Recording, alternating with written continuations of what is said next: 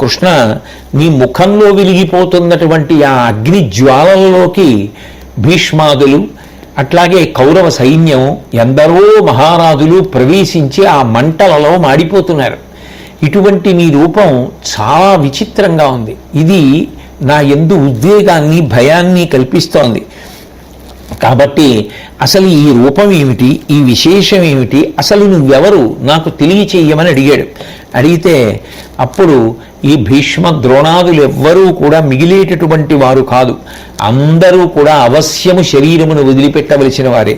యథార్థమునకు వీళ్ళందరినీ చంపేటటువంటి పరమ బలవత్తరమైనటువంటి కాలస్వరూపుడను నేనే. కాలము ఒక రూపాన్ని పొందితే అదే నేను. కాల కలయతామహం, కాలము రూపంలో జీవుల యొక్క పాప పుణ్యములన్నింటినీ కూడా గణన చేస్తూ ఉంటాను. సృష్టి స్థితి వినాశములనేటటువంటి మూడిటిని కూడా నేనే నిర్వహిస్తూ ఉంటాను. సమస్త లోకములను లయం చేస్తూ ఉంటాను. కాబట్టి నిమిత్త మాత్రం భవ సవ్యసాచి.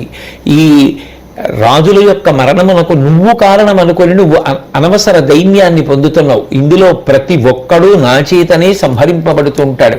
కాబట్టి నువ్వు నిమిత్త మాత్రుడవై నీ కర్తవ్యతానిష్టతో నువ్వు చెయ్యవలసినటువంటి పనిని నువ్వు ఆచరించి సుగతిని పొంది నీ కర్తవ్యాన్ని నిర్వర్తించావు అనేటటువంటి కీర్తిని పొందు. యశో విరాజితుడవు కమ్మన్నారు.